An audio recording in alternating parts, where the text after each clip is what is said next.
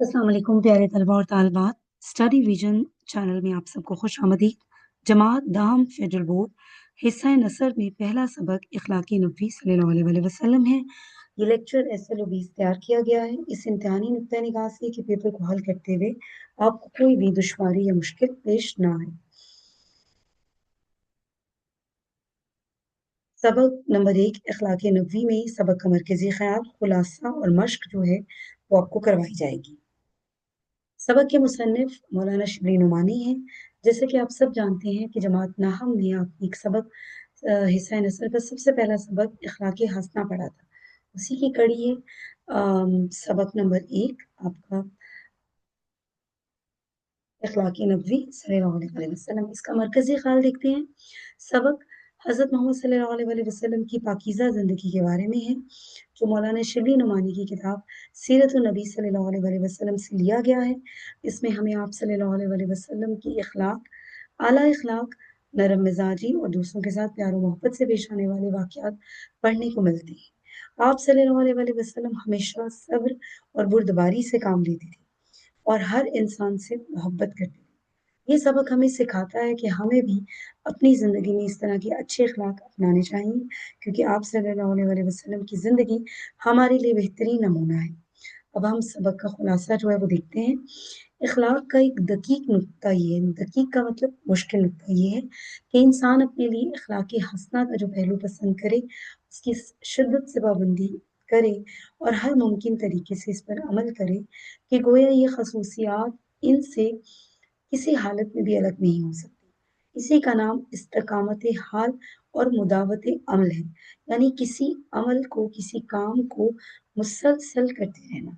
हुज़ूर सल्लल्लाहु अलैहि वसल्लम अपने तमाम कामों में इस असूल की पाबंदी फरमाते थे कि जिस काम को जिस तरीके से जिस वक्त आप सल्लल्लाहु अलैहि वसल्लम ने शुरू फरमाया, उस पर बराबर शिद्दत के साथ कायम रहते थे। आप सल्लल्लाहु अलैहि वसल्लम के तमाम अखलाक व अमाल किस कदर पुख्ता और मुस्तहकम थे कि तमाम उम्र भी इनमें ज़रा बराबर भी फ़र्क नहीं आया। जब आप एक बार इख्तियार कर ली, हमेशा उसी पर अमल कायम रहे। आप नरम मिजाज और खुश अखलाक थे। मजालिस सोहबत यानी दोस्तों की महफिल, दोस्तों की मजलिस में लोगों की नागवार यानी नापसंदीदा बातों को बर्दाश्त फरमाते थे और इसका इजहार नहीं करते थे। हज़रत ज़ैनब रज़ियल्लाहु ताला अन्हा से जब नबी अकरम सल्लल्लाहु अलैहि वसल्लम का निकाह हुआ और दावत वलीमा की, तो कुछ लोग खाना खाकर वहीं बैठे रहे। हज़रत ज़ैनब रज़ियल्लाहु ताला अन्हा मजलिस में शरीक थीं। आप सल्लल्लाहु अलैहि वसल्लम चाहते थे कि लोग उठकर चले जाएँ, लेकिन ज़बान से कुछ नहीं फरमाते थे। इस मौके पर पर्दे की आयत नाज़िल हुई। हुज्जतुल विदा के मौके पर हुज़ूर सल्लल्लाहु अलैहि वसल्लम सदक़ात का माल तक़सीम फरमा रहे थे कि 2 तनोमंद और सेहतमंद लोग आकर शामिल हुए।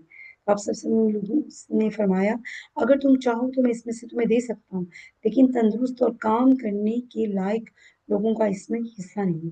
यानी अब आप समझ सकते हैं कि सदका जो है वो तंदुरुस्त और तनोमंद यानी सेहतमंद लोगों के लिए सदका का माल नहीं है।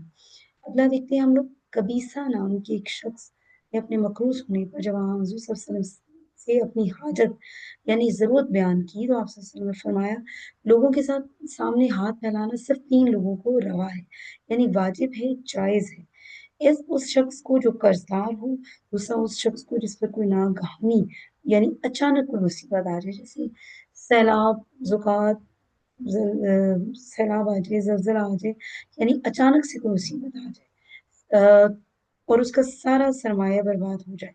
तीसरा उस शख्स को जो फाका में हो और मोहल्ले के 3 बाइज़्ज़त लोग जो हैं वो गवाही दें। हुज़ूर सल्लल्लाहु अलैहि वसल्लम के बेटे के इंतकाल के मौके पर इत्तेफ़ाक से सूरज का ग्रहण था।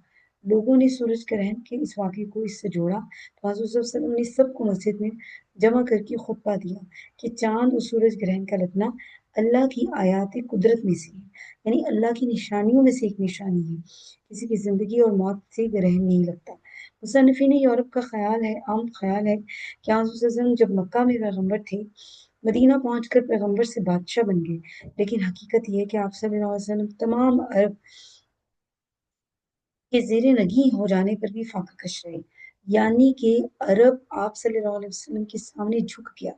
यानी आप सल्लल्लाहु अलैहि वसल्लम को मतलब एक नबी के होने के नाते انتہائی باعزت رتبہ حاصل ہوا، لیکن اس کے باوجود بھی آپ صلی اللہ علیہ وسلم فاقہ کش رہے. یعنی اب اگر عموماً دیکھا جائے تو ہمارے پاس دولت آ جائے، مال و اسباب آ جائے، عزت و شہرت مل جائے، تو انسان اپنی اصلیت اور اصل حالت کو، اور اللہ نے جس کو بنا کر بھیجا ہے اس کو بھول جاتا ہے.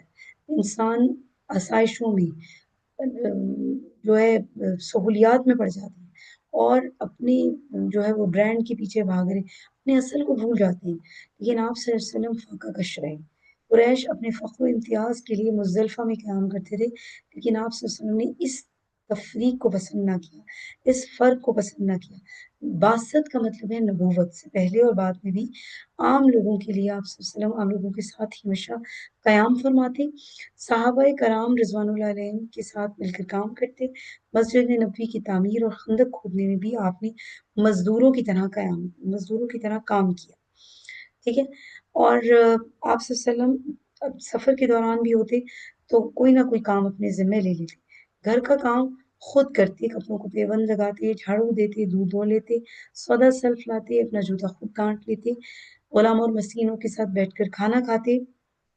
غریب سے غریب شخص بھی بیمار ہوتا تو اس کی عیادت کو چلے جاتے. مجمع میں جہاں جگہ ملتی وہاں بیٹھ جاتے. بچوں کے ساتھ محبت اور شفقت کا سلوک کرتے. جب بھی کوئی نیا پھل آتا تو محفل میں سب سے پہلے بچوں کو دیتے، ان کو چومتے اور پیار کرتے. آپ صلی اللہ علیہ وسلم ہمیشہ غلاموں کے ساتھ بھی شفقت فرماتے اور فرمایا کرتی تھی، یہ کہا کرتی تھی کہ یہ بھی تمہارے بھائی ہیں، جو خود کھاتے ہو ان کو کھلاؤ، جو خود پہنتے ہو ان کو پہنو، ایسا کام نہ دو جو کر نہ سکے. یہ اس سبق کا خلاصہ ہے. یہاں پر بھی مشکل الفاظ کے معنی ہیں. اگر طلبہ خود سے سبق کو پڑھنا چاہتے ہیں تو پھر لازمی وہ ان سلائیڈ کی مدد سے لفظوں کے مشکل معنی جو ہے وہ دیکھ سکتے ہیں. اچھا جی، یہاں پر ایک سوال دیا گیا ہے کہ ایک تفہیم عبارت ہے کہ سوالات کے جوابات لکھنا. تو جوابات یہاں دیے گئے ہیں، طلبہ ان کی مدد سے سوالوں کے جواب جو ہیں وہ ان کو حل کر سکتے ہیں. الف جواب نمبر ب، جیم دال. اچھا، اس کے بعد یہاں آپ دیکھ سکتے ہیں سبق میں سوال نمبر 5 جو ہے وہ معروضی سوالات ہیں. معروضی سوالات کرنے اس لیے ضروری ہوتے ہیں، کبھی کبھار کیا ہوتا ہے کہ سوال یہاں سے تفہیم عبارت کا سوال بھی آ سکتا ہے، گرامر کا سوال بھی یہاں سے آ سکتا ہے. طلبہ کی سہولت کے لیے یہ سبق نمبر 5 معروضی سوال بھی حل کر کے دے دیا گیا ہے. قواعد شناسی دیکھتے ہیں. یہاں پر آپ دیکھیے گا واحد اور جمع، اور اس کے ساتھ جمع مکسر، جمع سالم، اور جمع تثنیہ بھی دیا ہے، اور اس کے ساتھ ساتھ جمع و جمع. واحد کہتے ہیں وہ لفظ جو صرف ایک شخص کے لیے استعمال کیا جائے، جیسے اثر، کتاب، دیوار، یہ واحد الفاظ. جمع کہتے ہیں ایک سے زیادہ، جیسے اثر کا آثار، کتاب کا کتب، عام کا عوام. جمع کی صورتیں دیکھتے ہیں، جمع مکسر، جمع سالم، تثنیہ اور جمع و جمع. جمع مکسر کہتے ہیں جب واحد سے جمع بنائیں اور جمع کی صورت بالکل بدل جائے. جیسے تصویر ایک لفظ ہے لیکن تصاویر جو ہے وہ بالکل اس کی صورت بدل گئی. جمع سالم، واحد سے جب جمع بنائیں تو جمع کی صورت بالکل بھی نہ بدلی جائے. جیسے ماہر ہے، ماہر سے ماہرین. اب ماہرین میں صرف یہ اور نون لگا ہے ماہر کے سامنے تو جمع بن گئی ماہرین. اسی طرح سے مجاہد سے مجاہدین. تثنیہ جو ہے دو چیزوں کے لیے جمع کی ایک صورت استعمال کی جائے تو اسے تثنیہ کہتے ہیں. جیسے والد، والد اب آپ کو پتا ہے کہ والد ایک ہے، ٹھیک ہے، لیکن والدین، جب والدین لگا تو تثنیہ کی صورت میں اس میں دو لوگ آ گئے، یعنی والد بھی آ گیا اور والدہ بھی آ گئی. اسی طرح سے عید سے عیدین.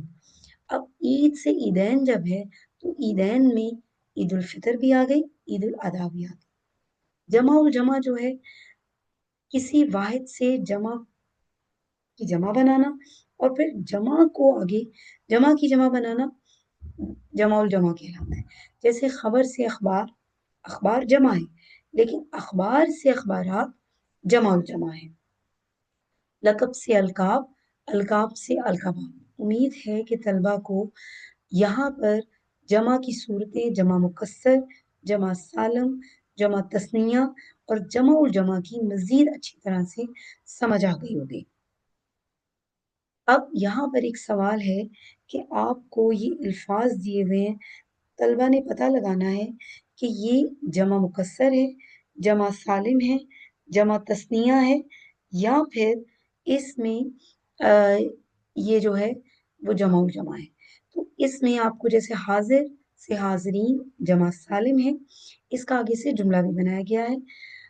एहसान एहसानात जमा सालिम, इमाम आइमा मुकस्सर, मजमून के आगे मजामीन है जमा मुकस्सर, सैयद से सैयदैन है तस्निया और सादात आगे बनेगा जमा जमा। कुतब कुतबैन तस्निया है, शजर अशजार जमा मुकस्सर, मुहावरा का मुहावरे है मुकस्सर, मुहावरात जमा जमा।